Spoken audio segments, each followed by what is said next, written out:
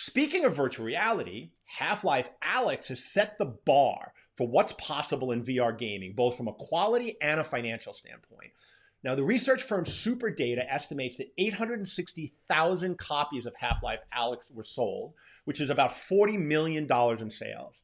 And that's only, they could only sell it for PC compatible headsets. It wasn't available for PSVR, which has the largest install base of any VR headset, or the Oculus Quest, which is now the most popular headset. My prediction is by the end of this year, you'll see the first $100 million game in VR.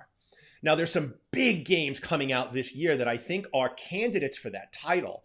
The company Cyan Worlds, who brought, if those of you that are old enough to remember MYST and Riven, which were genre-defining PC games back in the day, they launched a Kickstarter last year for a new game called Firmament, which is a steampunk kind of adventure game. And they've recruited Russell Brower to do the music, who did music for World of Wonders and Overwatch. And it looks amazing, and it's going to launch this year in VR. It's designed for VR, but you'll also be able to play it on a 2D screen, which is interesting.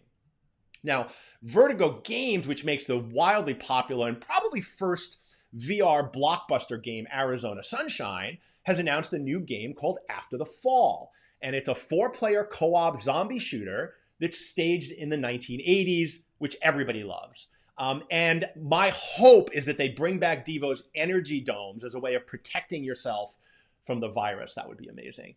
Now, Respawn Studios, which is the maker of Apex Legends, Star Wars Fallen Order, and Titanfall, and is owned by EA, is working on a game, a Medal of Honor game called Above and Beyond. Now, these guys are some of the best first-person shooter guys out there.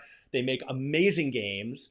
Medal of Honor was actually started by Steven Spielberg when he had DreamWorks Interactive in the run-up to Saving Private Ryan, and it's been kind of dormant since 2012, when there was a lot of controversy around the series for bringing in real Navy SEALs from SEAL Team 6 to give them tactical advice. So you can imagine how realistic these games are going to be. And it looks amazing, and it's coming out later this year. Now, I caught up, I mentioned, with Patrick O'Lunig, who's the CEO and co-founder of a company called nDreams. Now, they're in partnership with Oculus Studios, as is Medal of Honor, by the way. And we talked about their upcoming game, Phantom Covert Ops, which won Best VR Game at E3, along with a slew of other awards. Check this out. Well, how are you feeling about the commercial opportunity in VR gaming? I'm super bullish. I'm a real believer that all of the big tech companies see this end goal, and they see this end goal, whether it's 3 years or 5 years or 8 years, of a pair of lightweight Ray-Ban size AR VR glasses that stream over 5G. All the processing is done in the cloud, and you just use them for everything. You use them for AR, for navigation, you don't use your phone, and you use them for VR and the most powerful immersive experiences. It's a very vibrant space, and the numbers are getting good now. We're seeing multiple million units selling VR games. You know, Beat Saber's done over 2 million units. That's a pretty impressive milestone. I'm fascinated by the kayak locomotion mechanic. And so I thought I'd seen every locomotion mechanic that could be possibly invented already. And so here you come along. What was your inspiration for that? So it was primarily, we started off going, right, let's prototype really quickly lots of different cool things that we think would be interesting in VR, including locomotion, because clearly running around at top speed in VR is not a comfortable way of moving. Actually, we started off doing rolling a ball like that with your hands, kind of rolling it and rolling it backwards. And that was quite fun. And then we went, well, actually, how about a kayak or an oar or something? Let's see how that works. And it's nice because it's just so easy. What I love about Phantom, and I think this is quite important for VR design in general, is everything being very intuitive. You don't need to know that this particular button does this, or that, if you do that, this happens. You look down and you see an oar and you reach and you pick it up and you grab it and you paddle. So it's all about the grab and the move, and that's it. You don't really need to use any buttons at all other than grab. And so you see there's a gun at your chest, you pick it up, and then there's a trigger, you pull it. Oh, it works, great. We'll just stick it in the headset, don't tell them anything, and they're just off. It sounds like you designed the mechanic, and then did you wrap a game around it? In my years in the industry, that actually having something really special as a sort of foundation is the best way to design a game. You've got something that's great fun.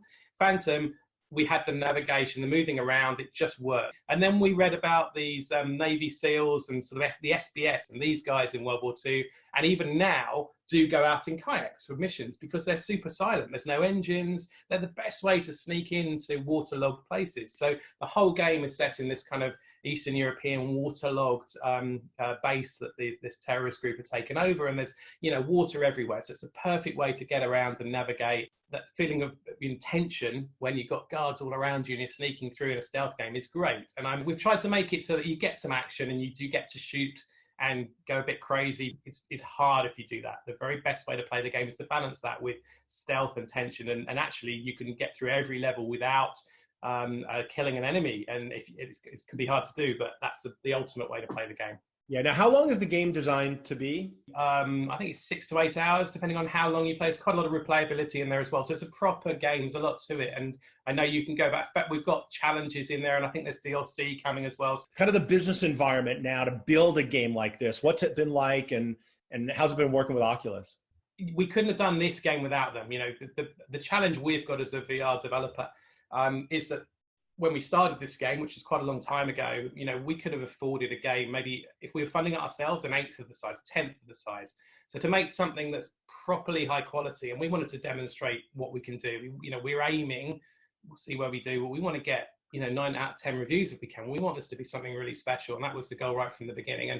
And that requires a certain budget to really do something great. And the fantastic thing about Oculus is they've helped us do a game of this scale and this size and show off what we can do, and we wouldn't have been able to do that without them. And it just makes it so easy. When your starting point is an Oculus Quest, which is, as I say, genuinely the best VR headset I've ever used. It's just brilliant, and it's a great joy to play it every time. Now, this just broke as we were going on the air. For you stealth game fans, David Hayter, who voiced Solid Snake in one of the biggest stealth video game series of all time, Metal Gear Solid, is actually voicing General Zurov, who's the villain in this game. If you want to check out the full interview, check it out on my website, beingvirtual.tv will take you there, and it'll be up later today. And watch for Phantom Covert Ops on all the Oculus headsets coming June 25th.